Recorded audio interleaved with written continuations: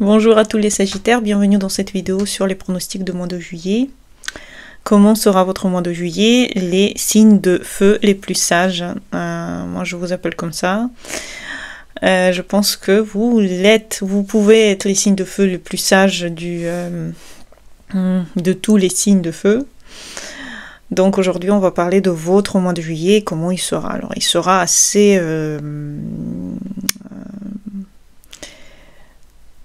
fort dans les énergies qui vont vous toucher.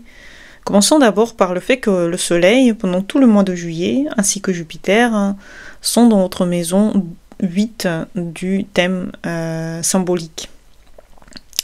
Et cela est déjà un premier signe que, à l'intérieur de vous, beaucoup de différentes choses sont en train de changer, évoluer. Et vous pouvez le ressentir comme quelque chose qui vous déstabilise.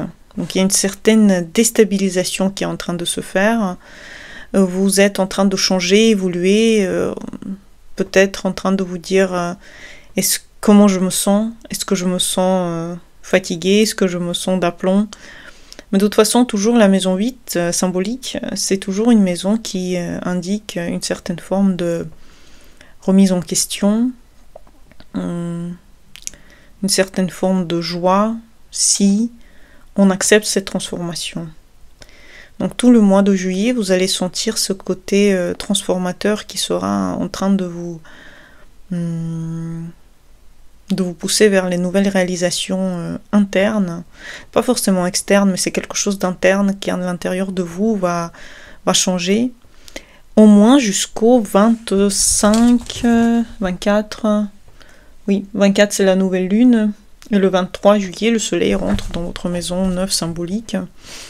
Donc au moins jusqu'au 23 juillet, vous allez être mijoté dans la sauce de transformation interne, psychologique. Ce qui est aussi super, hein, vous savez, chaque chose est bien pour notre évolution. Il n'y a pas de chose qui peut nous défaire de notre but. Si on a prévu quelque chose, si on a prévu des changements, ils vont être là. Surtout qu'en même temps, vous avez Saturne et Neptune qui travaillent dans votre maison 5, d'envie d'enfant, d'envie de réalisation, niveau spirituel aussi. Donc vous êtes dans une transformation totale.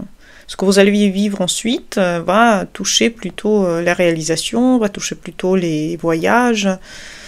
Peut-être que vous voulez vous reposer, vous avez du mal puisqu'il y a encore des questions immobilières, financières qui sont en train de vous toucher puisque vous avez la pleine lune dans votre maison de 8, enfin l'axe des maisons de 8 symboliques qui est en train de se faire le 10 juillet. Et vous allez sentir comme si vous avez encore des choses à régler en fait. Avant de vous détendre complètement, vous avez encore des choses à régler niveau financier et peut-être aussi, il y a une certaine image de vous-même que vous êtes en train de changer. Vous êtes en train de devenir plus fort, plus puissant. Quelqu'un qui est fier de soi. Et cette fierté, elle passe par... on va être beaucoup rassuré. C'est pas forcément qu'on va être que rassuré niveau financier. On peut être aussi rassuré niveau... voilà, qu'est-ce qu'on représente dans cet univers, à quoi on ressemble en fait. Donc on va être rassuré par beaucoup de différents points. Donc ce mois de juillet pour vous, c'est un mois qui demande de vous poser des questions pratiques, spirituelles, physiques, puisqu'on a aussi, en même temps qu'on a tous ces changements au niveau de 8 et niveau maison 5, donc niveau voyage, niveau hobby, on a en même temps Mars qui traverse votre maison 10 symbolique et va se rencontrer le nœud sud aux environs du 20 juillet, indiquant que vous êtes en train vraiment d'essayer de faire quelque chose au niveau professionnel, et c'est pas forcément quelque chose que vous allez adorer et aimer. Peut-être que vous allez un petit peu trouver que ce moment est un peu trop, il y a un peu trop de choses qu'on vous demande, il y a un peu trop de choses que vous faites, vous avez peut-être besoin un peu de vous reposer. J'arrêterai pas de le dire pour tous les signes, hein. Mars conjoint au sud, c'est le moment où c'est pas forcément l'action qui, évidemment, est la meilleure, hein, surtout l'action physique, dans le monde physique. Donc, sachez que vous pouvez un petit peu sentir que vous êtes au bout du rouleau, fatigué, vous avez besoin de vous détendre, de vous regarder d'une façon différente et ne pas trop appuyer sur le travail. Tous les signes de feu, ils appuient un peu trop sur le travail pendant ce mois de juillet. Il faut absolument qu'ils sachent s'arrêter parce que trop d'actions peut être contre-productif. Donc on vous amène vers penser à des choses plus philosophiques. Peut-être faire un voyage à l'étranger. Mercure passe dans votre maison 9 symbolique au mois de juillet. Il devient rétro aussi en maison 9 au mois de juillet. C'est possible que ce soit quelque chose qui vous détende aussi. Vous pouvez vous planifier un petit voyage, partir, vous reposer quelque part. Peut-être essayer de regarder les situations d'une nouvelle façon, un nouvel angle de regarder les choses en général. Ça peut être quelque chose de très intéressant pour vous.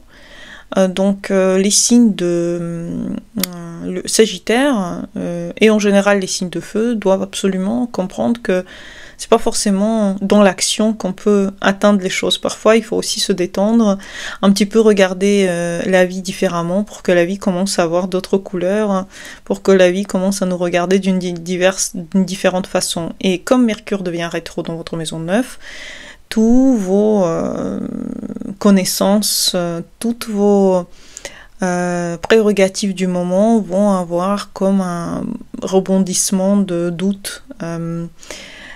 Donc faites attention à tout ce qui vous arrive là maintenant, dans la semaine avant que Mercure devient rétro, donc une semaine avant le 18. Mercure devient rétro